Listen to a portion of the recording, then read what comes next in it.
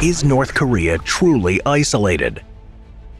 Technically, the Korean War never ended. Both sides merely agreed to an armistice, a ceasefire, not a peace treaty, that is held since 1953. At any moment, though, the Cold War could turn into a hot one, with both sides scrambling for any advantage they can get. South Korea can rely on the United States and other countries to aid them. But who can North Korea count on? The nation is one of the most diplomatically isolated on the planet and has been dubbed the Hermit Kingdom. So if the lead starts to fly, who's gonna help them? Some of the answers are unexpected, to say the least. Recently, a new international partner has thrown their lot in with North Korea: Russia. In June of 2024, North Korea and Russia signed a historic agreement called the Treaty on Comprehensive Strategic Partnership. This agreement comes as a bit of a shock, though, given that Russia had previously supported sanctions against North Korea to undermine its nuclear program. Still, the agreement explicitly states that either nation will come to the aid of the other in the event of an armed invasion by a hostile power. This is actually not the first alliance between North Korea and Russia, the first being a pact in 1961 with the then Soviet Union, and the current treaty shares a similar language. After the collapse of the Soviet Union, the treaty was replaced by a much weaker arrangement with Russia in 2000. This treaty promises direct intervention, but North Korea has actually been indirectly involved in Russian military efforts for some time now. Pyongyang has already sent large stockpiles of artillery shells and rockets to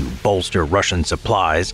More recently, they've sent more advanced weapons, including self-propelled artillery, MLRS systems, and short-range ballistic missiles. While it's possible that each nation is genuine with their commitment to aid the other, there may be ulterior motives behind this decision. Russia will gain access to North Korean military supplies needed for the continuing campaign in Ukraine, and North Korea receives increased trade, including food, raw materials, and rubles, all of which are needed in the cash-poor nation. Western analysts can only speculate if Russia will actually come to the defenses of the Hermit Kingdom, or if the alliance is just the means to an end. Russia needs North Korea for the ammunition and weapons systems that have been expended in the conflict in Ukraine.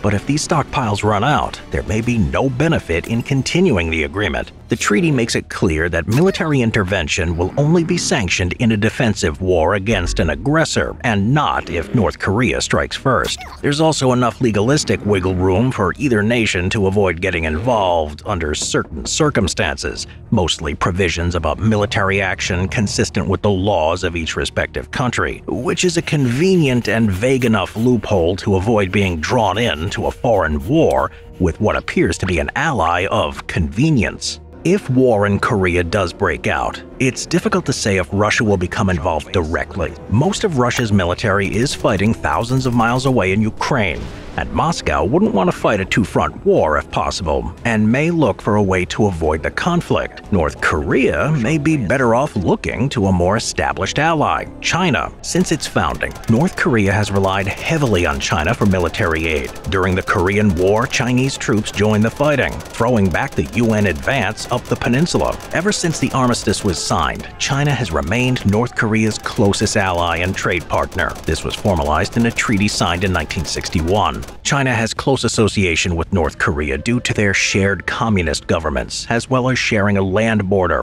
so there are ideological and pragmatic reasons for their alliance. This has been strained over the years, however. One of North Korea's main economic policies has been juche, or self-reliance, which is, by definition, an internationally alienating policy. To complicate matters even more, China has tried to increase its international trade with both South Korea and the United States, two nations that have the most antagonistic relationship with North Korea. China still had a policy of mutual defense and cooperation with North Korea, but this was strained by the aggressive saber-rattling and provocations of Pyongyang. Things came to a head in 2006 after a North Korean nuclear weapon test, which caused the much more internationally minded China to back UN sanctions.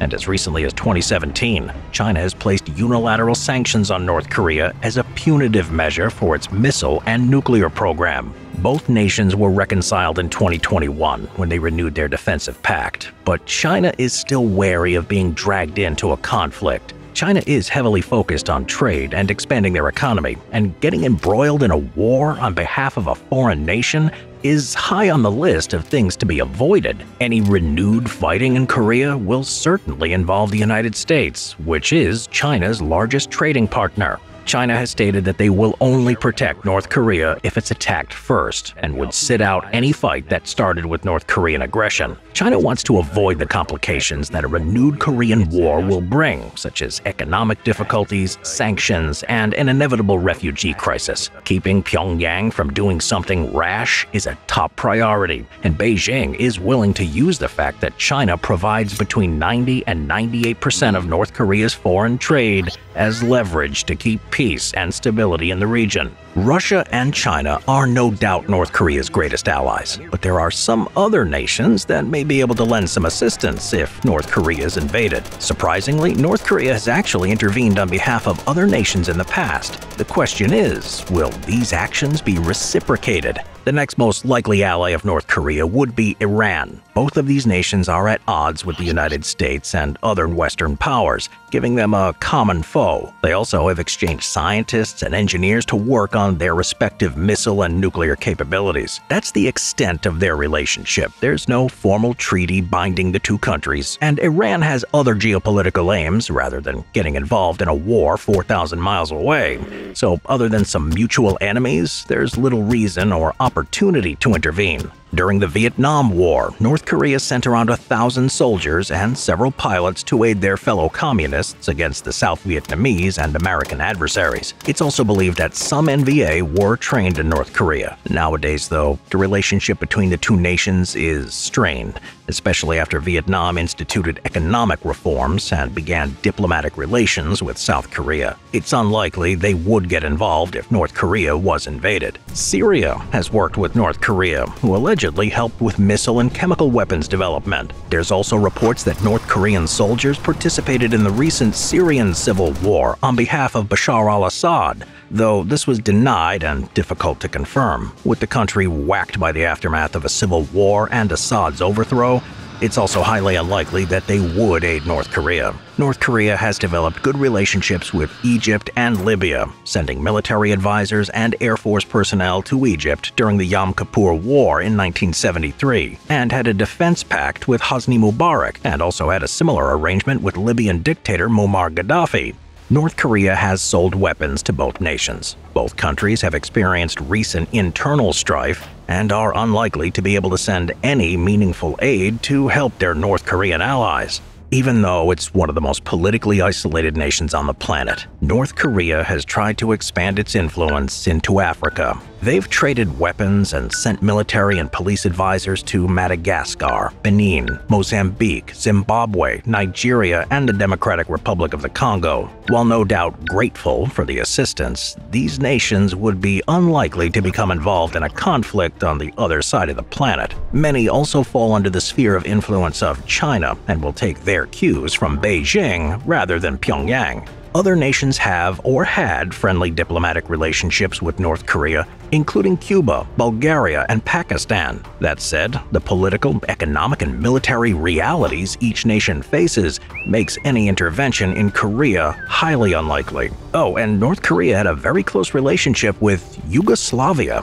For obvious reasons, this isn't a factor anymore. In the event of an invasion of North Korea, the only real allies that can provide meaningful help would be Russia and China, two nations that have a vested interest in keeping the peace and not having a repeat of 1950.